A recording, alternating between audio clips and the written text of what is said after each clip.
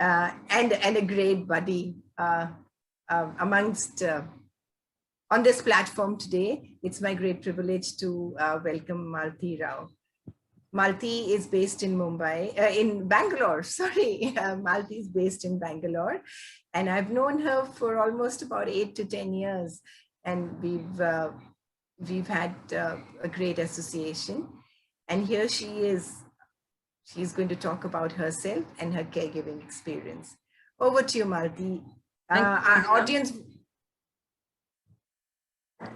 thank you. Please, our audience would like to know a little about you, Malathi. Sure. Thank you, Vandana, and thank you, Caregiver Sati, for having me as a guest and help me share my experiences as a caregiver. So I'm very happy to be part of this chat today. And I'm a homemaker and a proud mother of a grown-up daughter. And I've been involved in different roles at different times as a caregiver, about which I would be talking today. And thank you. Thank you for being here, Malathi. So, in all these years that I've known you, I know that you have donned the role of a caregiver at multiple points in different stages in your life. So we would like to know about your caregiving journey. It started very young. I know about that. So kindly share when it started and what was it like? Yeah, I would like to begin about 20 years back. I've had different trysts with being a caregiver. And the first one was about 20 years back when my in-laws moved in with us from Delhi to Bangalore. And that was a very different one because my father-in-law already had been diagnosed with Alzheimer's. And as you know, it's a form of dementia. And his was in quite a late stage. And he just wouldn't remember anything. He wouldn't recognize his wife also, my mother-in-law. He just didn't recognize any relations. So it was quite challenging because they had moved in from Delhi and he did not know whether he was in Delhi or Bangalore. We had a tough time for about 2 years, 2.5 years. And there were 2 instances when he actually went missing. And that was a very tough time. And normally they say Alzheimer's patients, it's very difficult to find them once they go out. By God's grace, we were extremely lucky. After 1.5 days, how he turned up, we have no idea. We have no idea how he had been taken care of by somebody, but we found him back. But at that time, I was a young mother of a 3-year-old. So the challenges at that time were quite different from what we are, facing now with my mother-in-law. At that time, my mother-in-law was a primary caregiver and we were the secondary caregivers, you could say, myself and my husband. So the main majority of the work about giving food and things like that, my mother-in-law would take care. But with respect to as simple a thing as giving a bath to him, he was a very gentle person, but just we would go near him. We would just try to hold him, to lift him, to take him. Just he would be sitting or lying down and he would get aggressive. We 3 of us, he was 82, and we 3 of us, my mother-in-law, my husband and myself, we had to hold him and move him to the bathroom. So it was quite challenging because having my daughter at that age, she would be inside, she would be calling, she would be understanding. And this would be, an everyday affair. So as the disease progressed, it became very difficult.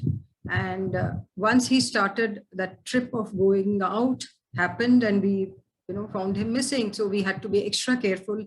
So whenever we would step out, we had to lock the main door and he would start banging the door, and he was the gentlest of souls, but that was, something which he did not know. I feel dealing with Alzheimer's patients is so different because it's very sad. You just can't get angry with them. You feel sorry because they're not feeling anything. They're not having any negative or positive emotions as such. And, as the disease progressed, he lost control of his bodily functions. So we had to put diapers for him. And it was such that my husband's job required, he used to return late from office. So to put him to sleep, we had to put diaper. My mother-in-law alone could not put. So she would be calling me, my daughter would be calling me. It went on for some time. It was quite challenging, but and as the disease progresses, I tell you, it's very sad, and you feel very sad for the person close to you undergoing so much, and you just can't tell that person, explain anything, uh, you know. So it was quite a challenging. Must have been so tough for you, Malati, and especially, you know, for your mother-in-law also being the primary caregiver. And I can't imagine how scary it must have been when he walked out.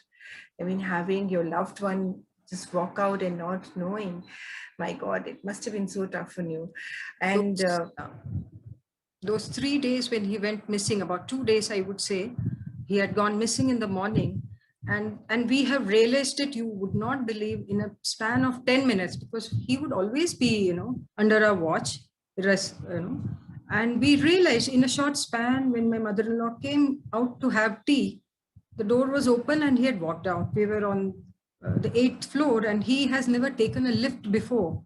He's always lived in an independent house in Delhi. He has climbed all the 8 floors. He was 82. He was fit and fine. He has just walked down, and in 10 minutes, we realized, we went out, we could not catch him. Then you realize how difficult it is, because there are lanes and lanes around wherever you live. Maybe you're searching in one lane and, you know, he's in another, like they show in the movies probably, you know. So we have searched, and I had to be at home because I had this daughter of mine taking care. And, you know, and we searched approximately 3-kilometer area around the whole area, the whole day, whole night. Our relatives, we have, you know, we went to the police station in the evening to lodge an FIR. Then we realized something, that the police just asked, they didn't even ask the details at that time. I was very surprised. They didn't ask the height, weight, or what he was wearing at that time, nothing. They said, okay, you've lodged a complaint, you come back to us again tomorrow. And later somebody said they do not immediately start searching, because there are cases where there are, you know, maybe some conflicts and some arguments in the house. So some people might have walked out. So they give a 24 hours time before you again ask them, and then they lodge, I believe, which we found, very, and we had, you know, put an advertisement in the newspaper and the TV. Next day evening, God's grace, one of our mates who was walking in a lane, 2 lanes behind, found him. He had just tripped. Elderly man, she saw it looked like uncle, and she immediately called me. Mobile was there, so thank God for that. You know, like you said, for someone with Alzheimer's, though they appear physically so fit, mentally they're unable to take any decisions. So for them, what is right and what is wrong, there's no understanding of that. And he couldn't tell where he is from, where he has to go, where is his house. And for him to express anything is impossible to you. So it becomes, you know, an additional responsibility for the caregiver to try and understand what is not said. So yes, must have been so tough on you guys. So it is quite great. So this was your, you know, first, I would say, encounter with caregiving when you were very young with a small daughter. It's not ended. It continues even now, I know. So can you throw a little light on that one? Yeah. So coming to my, you know, second time interaction as a caregiver, which sort of, you know, at one point, a few years after my father-in-law passed away, the thing is, my mother-in-law had different, you know, ailments at different times. She's an insulin-dependent diabetic, which she has been, and she has admirably taken care of herself with a very strict diet and kept it in check. But there would be instances of sudden drop of low sugar, which nobody would expect. And there have been 4 major instances. Again, at those times, my daughter was very small, and she has just collapsed. Probably she was in a coma, and we did not, you know, would have gone into coma if I had not caught her at the right time. In all these instances, what was happening is around 9 o'clock, you know, my husband hasn't yet come back. This was a few years back when, you know, mobiles were not really so much and there were not many hospitals around. 9 o'clock, just before dinner, I find her not moving. I was helping my daughter with the homework, given her dinner. She was in the third or fourth standard. And I'm wondering why she used to come and have her dinner as usual. She's not come out at all. And I see she's in the same position since the last time I saw her, which was about half an hour back. So I said, she's just not moved. When I went and I called her, what happened, Mummy, will you be having your dinner now? And there was no response. She was just still with her eyes. So I got very scared. I suspected the worst because there was absolutely no movement. And I didn't know what to do, though I had glucose water we gave, and she still wasn't responding. Then I called a doctor whom I had met just that day evening. He came and he gave an injection, and within half an hour she was okay. And those instances happened at least 3-4 times like that, which was very scary. And for me to handle with the child and my husband not there, he was at office, which is very far away. So those were very trying times mentally, not knowing what is to happen, how to handle it. And it drains you out at that time when it happens. So what happens as a result, as a caregiver, I used to become more cautious, more watchful. Before every meal, I used to ensure. So it became, sort of slowly over a period of time, I would ensure I'm back during her meal times, just before her meal times. So, so it sort of preys on your mind, oh, she might end up in a low sugar. Sudden, it can happen anytime. So I have sort of lived with that feeling in my head. I would always, whether if I go out, would be back in time to see if she's had a food, which would happen once in a while. Yeah. So, and also, it's mostly across the world, it's the woman of the house playing the role of the primary caregiver. So while she manages the household chores, taking care of the children, and then there's the responsibility of taking care of parents or in-laws. Must have been really trying for you, Malathi. And during those times, how did you feel? Did you feel overwhelmed? Was there any support with you? And what was the effect on your daughter? Because your daughter was watching everything. So could you just talk about that? With respect to myself, see, now I had become a primary caregiver during the time, because most of the time, I was there around when all these instances happened. And it sort of, made me rush back from wherever I was. So it was not that I could freely go somewhere and take a break. I would always be, it would be at the back of my mind. I would otherwise call and check if she's okay. Under some pretext, I would call. She will say, I'm okay. But, I don't know. In the time that I reach back, traffic is there, this, that. So this thought sort of sits in your mind. And over a period of time, as you're doing, it does sort of take over, and I would plan out, if at all I have to go out, there would be a prior planning of whether, and this was just with respect to the low sugar, we don't know. Otherwise, she was okay, she was managing. But I would also, with respect to my daughter, she has seen all this. And yes, as she grows, now she is more, understanding what would have happened. She wasn't really knowing what was happening. She would just say, I would ask her to help, bring this, bring that, because my mother-in-law would suddenly drop things. As she was eating, low sugar would take over and everything in her hand would fall down. So, though she was having it on time. But the issue, which was a little bit also, difficult to handle, was she's a kind of person who doesn't express herself much. She's a bit of a loner. And she tries to be by herself. She would be, the problem was she wouldn't be eating with us. She would always eat in her room. For years, she has done that. That's been her habit. So, so if we are outside, maybe if you're watching TV and she's having, till a sound comes, we won't know. She would be sitting inside having. So, I got used to tuning my ears to see, okay, nothing has happened. That sort of preys on your mind. And over a period of time now, in the past few years, she's now 91. So that was, we sort of got used to that over a period of time, and to ensure that, she takes her injection on time, she takes the food on time. But with this, that the trip of caregiving with her has been continuing as a journey in different aspects, I would say. So low sugar has been something which was happening for a long time. Now, as she's grown older, that doesn't happen very often. Maybe body changes. But the problems which afflict very elderly people started about few years back. A person who, she is very independent, she doesn't want to tell us anything, so that doesn't help us much. uh, because unless until things are conveyed very clearly, we can also act upon it in the best interests of her.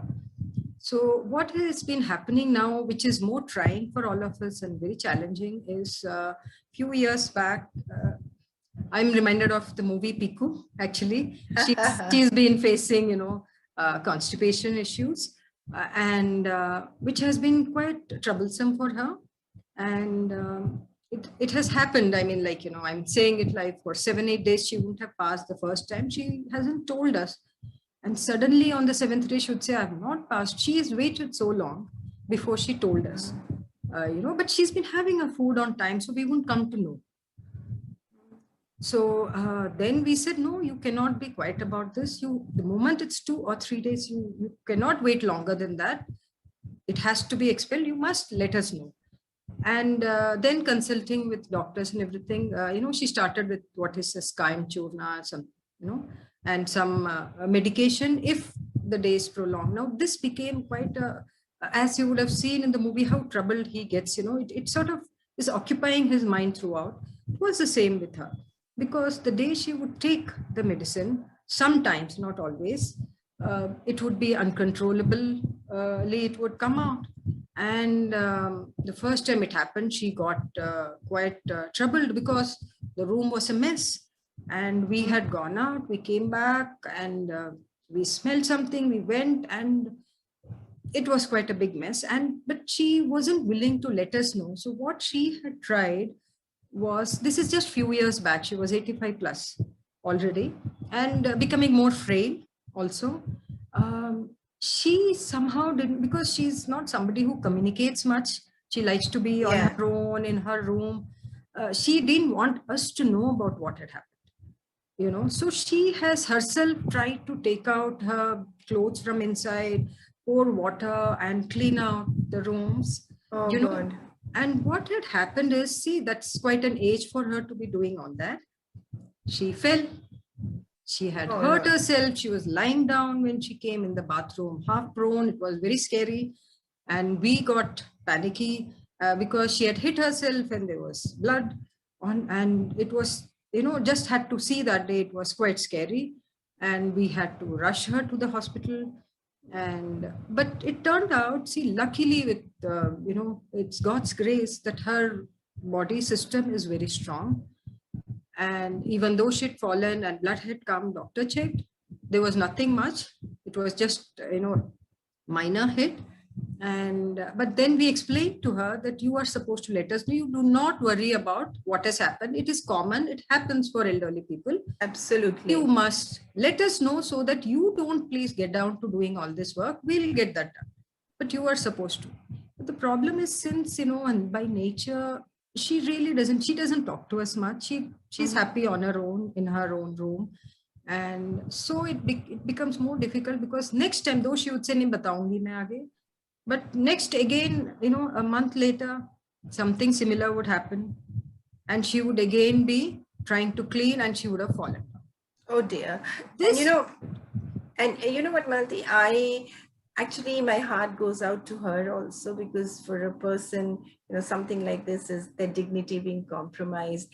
And also for you people, because of the lack of communication between, you and her inability to express, or the desire to not speak to you, makes it so difficult for you and Manmohan as caregivers to understand what she goes through, because until unless you can read the physical symptoms, or you can read the non-verbal language, the non-verbal symptoms, but you can't know exactly what goes on inside her till she expresses it. So yes, I feel you also as much as I feel her, but that's not where it's stopped. I know presently also there are many challenges. She's a wonderful human being, and you're a wonderful, daughter-in-law, and Manmohan is a wonderful son. But there are challenges that still continue.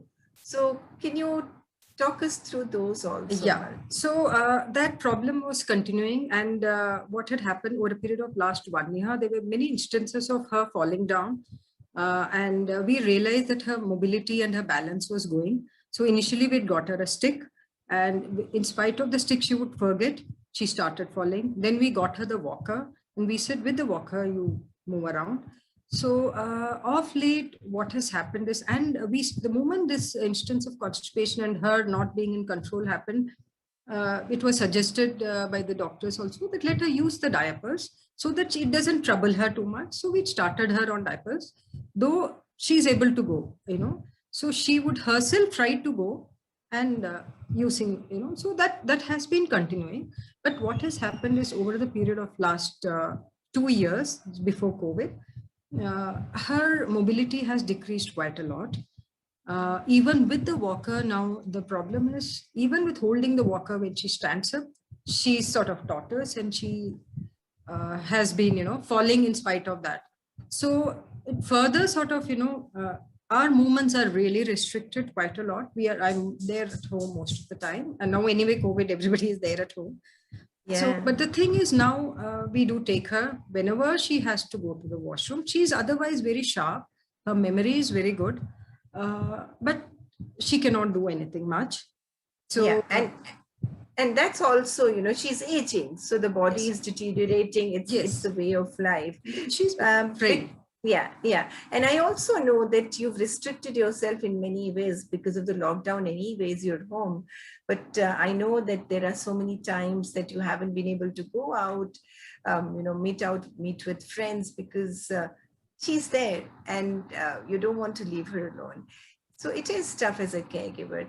So I know there has been one more caregiving experience that you have been, in fact, I would say, yes, that you would like to share with us about your uncle. So what is that, Malathi? Because that's also very different from the two that you've told us about. Yeah, very true. See, these are kind of instances which probably people do face as family members with their elderly people at home. And it always helps if the person being taken care of is more communicative. We can provide more and more, fulfilling care to them as well as us also. This third instance, which I would actually like to coin a term called emotional caregiving. It's not that I'm doing anything physically. This my uncle who lives a little bit away from our locality. He's 94, and he's a very admirable person at this age. The kind of positivity which he exudes, and the way he's been taking care of himself, it's a very different experience. He's on his own. His children are not in town. And one is in USA, another is in Delhi, and they all want to take him and be with him. But he's such an independent person, and he refuses. As he says, I'm okay, I'm doing fine, I'm going to hit a century, so I'm doing fine, and he is managing well. But we know there are some problems because anything at that age, he's also frail. So this kind of emotional caregiving, by that, what I meant is that I keep in touch with him. Now, because of COVID, I'm not able to visit him frequently. Otherwise, I would visit him, as much as possible, and try to see that, he's happy. In fact, he inspires us to be looking at life the way he has managed at his age. And what happens is his children and myself, we sort of plan out and try to see, because he doesn't want any situation which would make him move out and go out and lose his independence. So it's like a chess game with him. We plan out something, and we don't let him know that we are in touch. Otherwise, he will, it strikes him and he'll get away. He'll come out with reasons. But it's been admirable. He's been managing. But the emotional part of it is he's sort of dependent on me. For me being here, he tells his children, I don't want to come. Malathi is there for me. If I want anything, I'll call her. So I know she'll come. So you people don't worry. So that puts, I feel a big responsibility on me. So I have to keep in touch. And since he's very sharp and guesses things very fast, so if we have to make him take vaccination, we had to plan out and make sure that he doesn't feel being pushed. He's going because on his own. We tell him he has his physical challenges, like, it's a little hard of hearing, cannot see things clearly. He's slow with his walk and gait, but he doesn't see any of that as limiting. And I, while we were discussing about him, I remember you telling me that in spite of the COVID restriction, he still insists on going out, doing his, chores by himself. Tell us more about that, Malathi, because there are a lot of people, and in fact, for me also, my mother-in-law is 88, but she insists that she wants to do everything by herself. And for us, that's a huge, it's frightening. It's worrisome, and it keeps us on tenterhooks. Oh, what if she picks up the infection? So talk us through that also, Malathi, because I think that is something which most of the caregivers to parents would be facing during COVID times. Yeah, especially if they are not with us. We feel at night or during the daytime, if anything happens during the lockdown, it was tough because we were all calling him every other day. And he would get, little irritated that why all of you are going on calling, he says, you people are unnecessarily worried. He says, you should learn to handle things. Do not worry, what has to happen will happen. My age, I have enjoyed my life. Nothing's going to happen.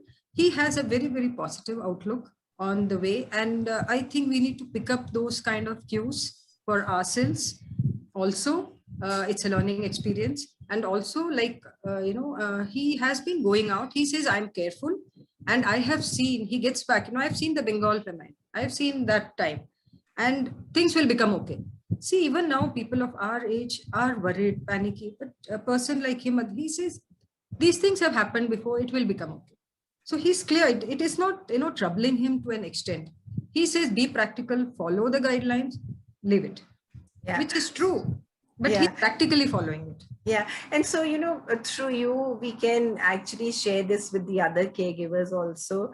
Yes, we have aged parents and we have aged family members living with us.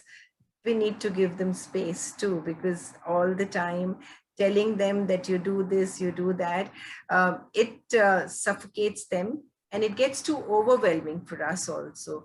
So I think that's a very good suggestion that uncle gives to everyone, that yes, I can manage on my own because I've seen it and I'm following protocols. So as caregivers, we should not overstress about it. So thank you for sharing that, Malathi. Now I'm coming to a very essential question, Malathi.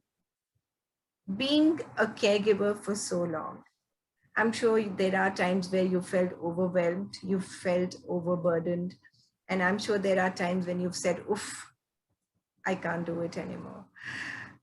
What have you done to take care of yourselves, Malathi? Do you have a support system, or there are ways that you take a little time off from the responsibility of caregiving? Yes, glad you asked that question. Having, people probably undergo caregiving for some time and maybe then they get some relief due to different things. In my case, it sort of continued with little dips, but it's always been there. It does get overwhelming at times. But two pillars of my strength, I have my husband and my daughter. They've been strong pillars. And of course, my husband also is the primary caregiver with respect to my mother-in-law right now. But during the earlier times, when he's not there, whole day I was there. But his personality, since he's there, he's a little bit of a more cool kind of a person who takes things, you can do as much as you can, and then let go, let things happen. Nothing is going to happen. Do not worry that something else will happen. See, we are worried because we have seen things happening. So we get to tend to worry, what if something more happens and how do we manage? So, men by default also a little more probably, less they take it onto their heads. Yeah. So, and my daughter, as she's grown, as she's seen me, because I have also had my own health challenges with all these things. Yes. So those times have been extremely trying times, which I just had this word that this too shall pass. So I have passed over all that. But all that, my daughter has seen more because she's been around with me more. And she's been my lifeline throughout. And my second pillar of strength are my very close set of friends who've been extremely, close to me. They are what you call the 3 a.m. friends. And I can unburden myself with them and talk to them. And you being one of them, Vandana, it's been, I've shared so many times things with you. So it's been, but for my friends and my husband and daughter, it would have been very difficult without their positive support. And it's been very good with my friends. It has been too good. Yeah. So yes, you have sathis and your friends. I know the crazy group of gals that you are around you. I'm sure you're grateful for them, Malati. Any message that you would like to give out to the caregivers? But before that, before we end the session and before you share the message, share some funny moments like the Pico moment. I think the Pico moment is where I think all Universal. caregivers, it's a universal issue that all of us at our ages face with our respective parents. So any other moment that you would like to share with us? I mean, maybe I do not know whether it's funny to be talking on public media, but what happens is, as much as they shown in the movie, something, it was, I think the movie brought out that issue out, and generally we grow up not talking about these issues. We just don't talk about it openly, right? Even at home, normally people don't really, come out. But when these issues crop up, and like with my mother-in-law, she was taken in so much. She would be, every time, have you gone? She would start describing, itna gaya, utna gaya, abhi thoda gaya, abhi zyada gaya. And I say, please, no, we're not asking about the description. Please let us know whether you cleared your bowels or not. So, and she would be very serious about it. So that, because that was heavy on her mind. And absolutely. So there were moments like this which used to happen. And something more funny would be happening with my uncle also, who would be laughing off everything. And we call him like, our Raja kind, like, who he's bindas basically, like, and he says, you people don't have to, I know how I can manage, and be cool. He gives his advice actually very nicely, and the way he manages, he talks to everybody, gets his work done the way he wants, and he's happy. So we want him to be, happy.